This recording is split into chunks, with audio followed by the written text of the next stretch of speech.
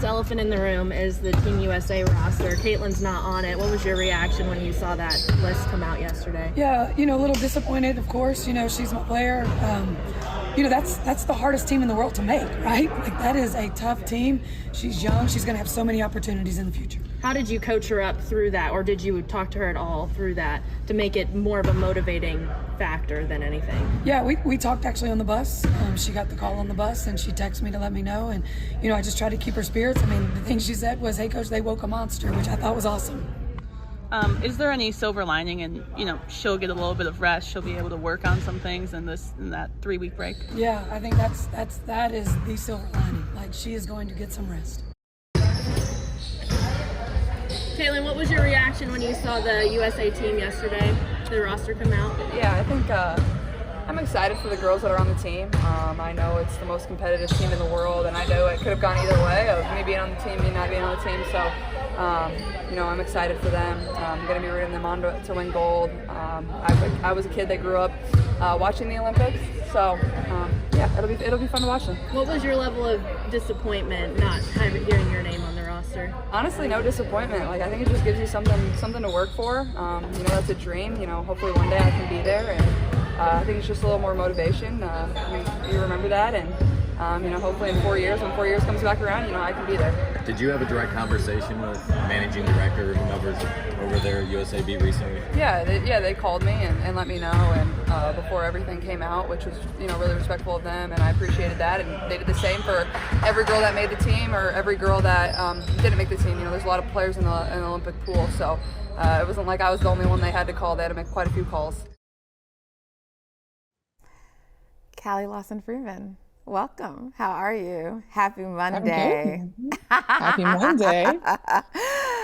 I know you've been busy as a bee, and we will talk about the Aces later, but let's get to, I think, what's the news. I don't want to say it's the news of the day because it was reported over the weekend, though the official announcement hadn't come, but it was being reported by multiple sources that Caitlin Clark would not be making the USA Olympic roster for the women. And so we knew either way this came down, whether she made it or not. We understood that it was going to spark a massive debate, and it did. And so, I'm just going to toss it to you first because I want to know your your initial reactions, thoughts to hearing the news that Caitlin Clark would not be on Team USA.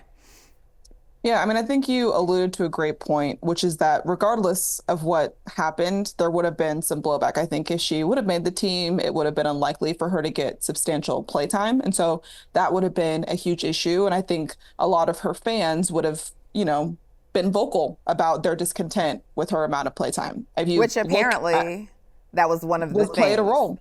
Yeah, that was one of the things they reported. Yeah. Right. So I think that's one end of it. I think also if you look at kind of how Team USA operates, these are players who have been in the circuit together, right? Like just recently they had a clinic that they all participated in together. There are a lot of things that lead up to this, and Caitlin Clark wasn't able to participate in a lot of those opportunities because of college basketball, right? She was in the Final Four this year and last year. So I think that that kind of, I don't know. I just don't think that this is something that needs to be viewed in a negative light. I think seeing people say that it's the biggest snub in the history of the Olympic basketball or whatever is crazy, because if you look back, Candace Parker did not make the 2016 Olympic team. And that was a huge snub, it seemed like. And she felt like Gino was the reason why that didn't happen. And so Caitlin Clark will have her time. And I think that what Chrissy Sides pointed out is should be the main story. If we're going to talk about Caitlin Clark at all in this Team USA situation, it's this is what people wanted. They wanted her to get some rest. They were upset about the WNBA scheduling. I would say rightfully so. I don't know why the WNBA did that to her. So many games to start the season. Now she gets to sit down somewhere, enjoy. I'm not sure why Christy even included that Caitlin said oh, they woke a monster coach, because it's we actually probably shouldn't know that. I think that it would be better if she kept that to herself, because now there are people who are going to use that and just it's going to power unnecessary narratives. And I think Caitlin has said that she wants the discourse to be about basketball. The discourse about basketball is that this is a packed team. It's packed. 4 Aces players. That says something about the Aces for sure. But if you look at the rest of the roster, these are top tier players. And I'm gonna just parrot something that so many people have said already. Who would you take off? If you want Caitlin Clark on this roster so bad, who would you remove? And I think that once you really look at these players, if you know the league at all, you can see on that graphic right there, Brianna Stewart, Diana Taurasi, Alyssa Thomas, Brittany Griner, who just made her return, Nafisa Collier, Jewel Lloyd. Let's leave this up for a moment because Thank you. You said who would we take off, but let's not even talk about the front court players, right? Because we know if a front court player, because I think it was being like kind of reported today that like she's the immediate like backup if like someone goes, and I don't believe that. I don't, or that's what people are saying. I'm not sure, but I don't believe that because I think one, it depends on if it's a front court or a back court player. And so we know like if a front court player goes, they're going to be likely replaced with a front court player. But let's focus on the back court players, right? Because there's been 2 names that people have been talking a lot about, right? One irks me. That's Chelsea Gray. I'm going to get back to that in a second. But let's talk about Diana Taurasi because I understand the pushback about Diana, and I actually think that she should not be on this team. But I understand why she's on this team. Her name, the experience, who she is. I understand why she's there. So it's somewhat political, but it is what it is. But you already have someone like that taking up one roster spot, right? And so I just don't feel like you need 2 political roster spots. Like that's just my opinion. I think it's bad enough that you have one. And like to me, Caitlin Clark is a politics thing, right? It's not a basketball. It's not a basketball argument. I haven't seen any basketball arguments for why she should be there. All I see are arguments about popularity and viewership, you know? And I was talking with like some people like on my team today, and I thought one of our production assistants, Jacob, he actually had what I thought was at least the best non-basketball reason for her. Because, you know, like with Caitlin this whole year, it's been, rising tide raises all, that stupid, quote that people love to say and assume that no matter what, she's going to bring more viewership, for everybody. And I'm still skeptical because I haven't seen that borne out. Like she's brought more viewership, but it's only in games that she plays. I haven't seen that like her effect help others. Like I think the Aces have good viewership and they have good attendance, but I think that's because they're the Aces. I don't think it has anything to do with Caitlin Clark. And so when you talk about like what she'll bring, it's like, I think there's a lot of chaos that she brings and a lot of distractions. And like we mentioned, it was reported that her fans are one of the reasons why, and no one wanted to go on the record for this, but it was a concern for people, right? How her fans would react to the fact that she was getting very little playing time, okay? So that's one thing. But, the non-basketball argument that I heard that made sense to me was one that, like I said, I was talking about with our staff. And, what he was saying is that, like, for people who don't watch currently the WNBA, we know the Olympics always brings in just new viewership, right? Because it's like global, and people just want to tune in to support their country and all of that kind of stuff, right?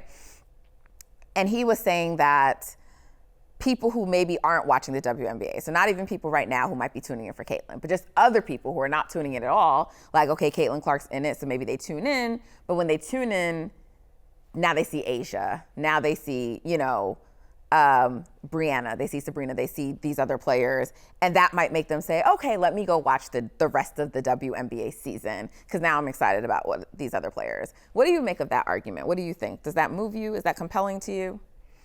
No, I'm not moved by that at all. I think, unfortunately, you could look at the beginning of this season as an example of that, right? Like you have some on-air talent at, major networks who go to games for Caitlin Clark, and then they see a player like Brianna Stewart, and they're like, oh, wow, who could beat Brianna Stewart in the New York Liberty, right? And like, the history and that the Aces were able to do that. But like, there was a moment where you're like, okay, well, at least Brianna Stewart is getting some attention. But I think if you look throughout the season, where Caitlin Clark goes, and those eyes follow, and then criticism and disrespect towards the other players that she is juxtaposed against follows as well. So I think that, people are saying, you're saying like, okay, people would tune in for Caitlin Clark and then maybe they would watch Asia and then tune into the rest of the season. Like, maybe I'm too cynical, but I just don't really buy that. I think that you have a better example in something like what happened in the Sky Fever game, where it's like there's a lot of excitement in that game. Camila Cardoso made her debut. You would think a lot more people would have been talking about that, or just like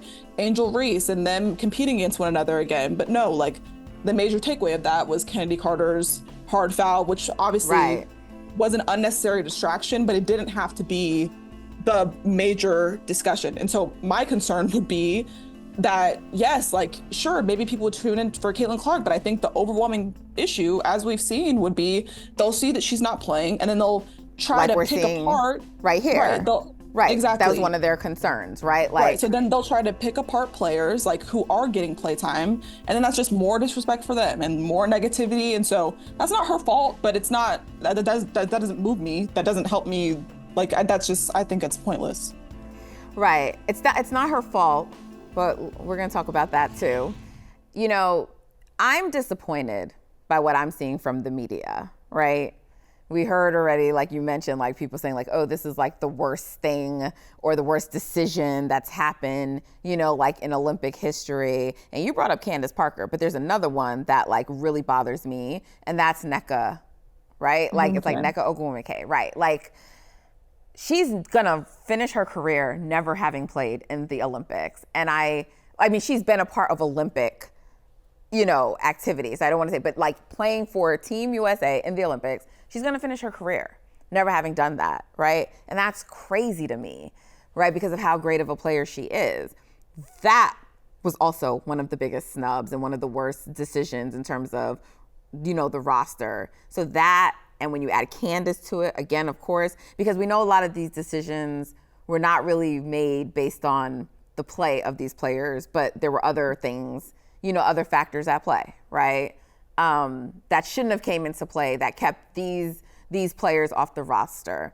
And I hate that because, especially as the WNBA is growing, if we look at the NBA as an example, or even other leagues, we know things like this are what people talk about for purposes of like people's legacies, right? And so we're gonna see Candace didn't play that year, or we're gonna see that Nneka wasn't on the team, and that is crazy.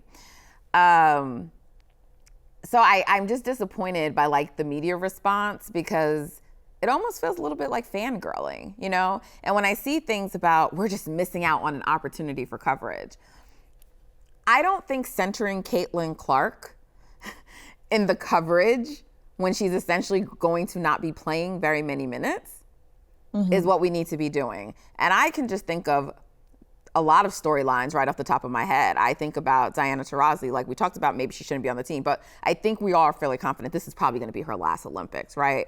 Right. One of the most decorated Olympians and obviously women's basketball players. Storyline, huge storyline with Brittany Griner returning overseas after her detainment in Russia, right? Huge storyline.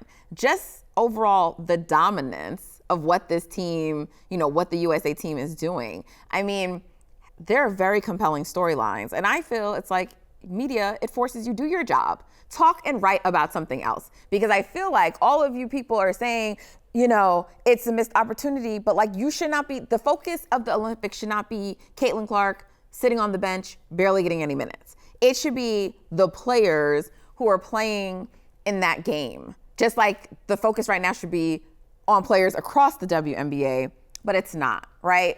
And so to see like people just advocating in this way and talking about how it's a lost opportunity for media coverage, it's like, but why does the media coverage end if Caitlin Clark isn't there, right? And when people are talking about bad for business, I'm like, bro, this is the Olympics. Like, what are we talking about? I'm seeing these arguments, Callie, that just don't make sense to me. And then I said we're gonna talk about Chelsea Gray, but like there's been this thing, and I wanted to save her because you covered the Aces, right? So you're in tune with this team. And like, as much as I've seen you report And I've heard Chelsea Gray is returning to the Aces. So not just like, will she be available for the Olympics? She's returning to the Aces before the Olympics. Right. And yet people keep throwing her name up in the air as maybe someone who shouldn't be there and because she's hurt and coming off injury. And let me tell you, a compromised Chelsea Gray is still 10 times superior than having Caitlin Clark on the team. And I think what people are missing is like, even if Chelsea Gray, for some reason, could not be in the Olympics because she's hurt, those minutes aren't going to Caitlin Clark. That means another guard is going to be utilized on the team. We've seen Jackie Young playing the facilitator role a lot right now with Chelsea Gray being out on the Aces. Sabrina is a very good facilitator, can step into that role. Who knows? Maybe they say, maybe we need to think about bringing Skylar to this team, right? We talked about, there could be other snubs, Arike, Alicia Gray, right? There are some other players who are actual real snubs who have been a part of this program and who have been able to participate in past activities that I feel like people are just overlooking when they start talking about Caitlin Clark being a snub. Yeah, I mean, I asked Becky Hammond ahead of yesterday's game, just what do you make of new fans who haven't seen Chelsea Gray play, maybe don't understand her value to the Team USA roster? And Becky kind of paused for a second and she was like, Chelsea is the best point guard in the world. Like very quietly, she just said it like that. And then she went on to say like that, Chelsea has eyes in the back of her head. I'll save it for later, but she was like, her eyes in the back of her head have eyes. Like that is how much court vision and IQ that she has and the ability to facilitate on the court. That's something that is so valuable, especially in like an international setting. And so I think also I wanted to just kind of, expand on something you said earlier in terms of like a missed opportunity. What people don't understand is like international basketball is 10 times more physical. So if we had a problem with physicality earlier this season, it's going to be a lot worse. And at the Olympics, it's also already women's basketball is very popular internationally, right? That's why you have so many players who go overseas and have gone overseas for years, and they make a lot of money to play overseas. Why? Because there's a market for women's basketball internationally. So I don't think that we're necessarily hurting for viewers and fan engagement in an international setting. So right. I think that argument is just a little bit misplaced. But back to Chelsea Gray and the Aces, we don't need to underestimate Chelsea Gray's ability to impact this team. I even think about Kurt Miller. He's part of this coaching staff. And he said early this season, when the Sparks first visited the Aces, he was like, I hope Chelsea is back immediately, because if she's not on this Olympic team, it's not going to be the same without her. Like he said that himself.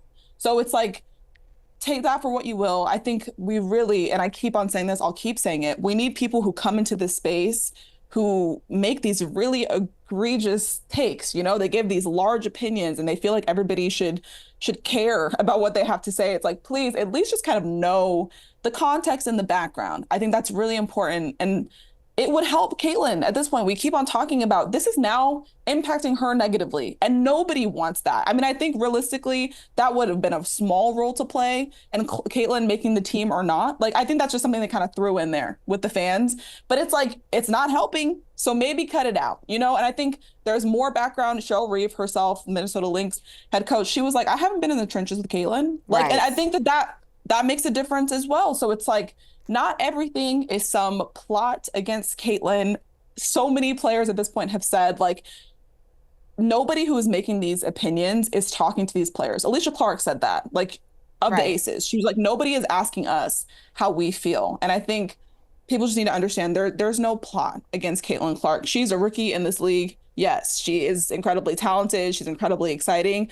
All true. She's also another player in this league where all of these women are trying to be competitors. And the same goes for Team USA. These women are trying to win games. And so is the coaching staff. And yes, there's like a political aspect of that all as well. But I think that needs to be the largest talking point here.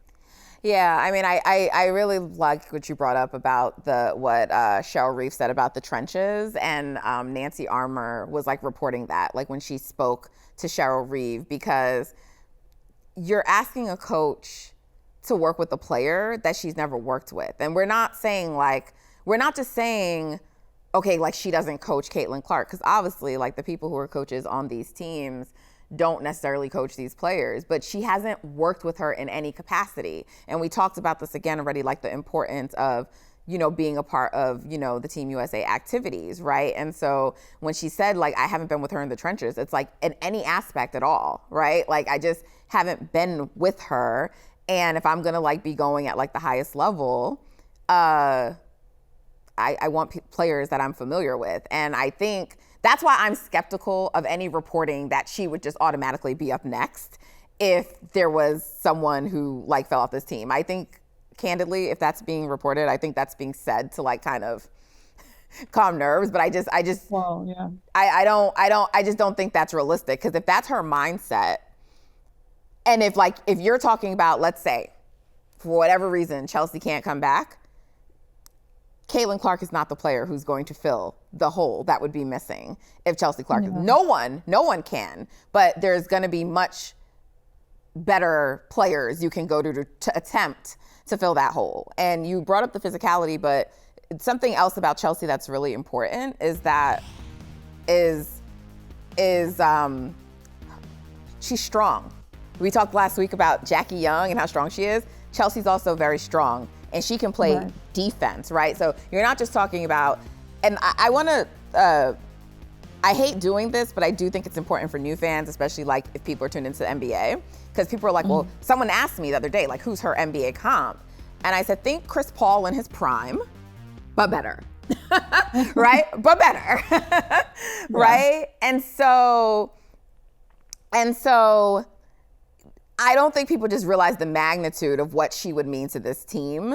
You know, I saw people saying like Skylar Diggins should still be on the team, and I haven't heard Skylar's name referenced, but I do think like if you lose someone like a Chelsea Gray, Skylar makes a lot more sense. You know, like you need a traditional point guard, and even though Jackie can fill in and you know, Sabrina and others could fill in, like Skylar is more of someone who can do some of the things, you know, that Chelsea does really well that I think would be lacking on the team. So I think Chelsea's going to be there, and you've reported that, and you're in tune with the Aces. And if something changes, I know you will keep us posted. But I just found it interesting, the decision for people to go after Chelsea Gray as someone. It was bizarre to me. So, and one other thing I just want to circle back on that you mentioned earlier. Why did you say, you know, probably her coach didn't need to reveal what Caitlin had said to her? Okay, for a couple reasons. I think saying coach, they woke a monster, it implies that Caitlin has been wronged, I think. And so that's fine, I think, for Caitlin to have internally. You know, I think somebody pointed out that after she got this news, she had a great performance and all that. Like, she can use that for internal motivation. But I think ultimately we didn't need to know that Caitlin is viewing it as a slight to her person, but just because, like we just discussed, there are so many other players, and it's not like she was entitled to a spot. And so I really just think that Christy Sides could have kept that to herself, because at this point, the narratives are running so wild with Caitlin, right? It's like anything that people can grab a hold onto and kind of make Caitlin out to be some sort of victim, they're going to really bite down on that. And so Christy kind of fed that beast when she didn't need to. That could have been something between the two of them. And then like maybe later in the season, or if like Caitlin had said that herself, then maybe I think I would have even respected that, I guess. But I think Caitlin did the right thing. She did the right thing by just being gracious. And I think that's what you're supposed to do. So and I think Christy kind of set her up. Right. So the thing is, too, is if Caitlin said it herself, that would leave room for us to follow up with Caitlin and ask further up what she means by that and get context. Because you're right, a lot of people took that as entitlement. And a lot of people took it also as like her just being a competitor, right? There's multiple ways to interpret it, but now we can't follow up to understand what she means because her coach is just relaying to us what she said. And we don't know. And I feel if Caitlin didn't express that when she spoke, there's a reason. There's a reason. She made a decision not to express that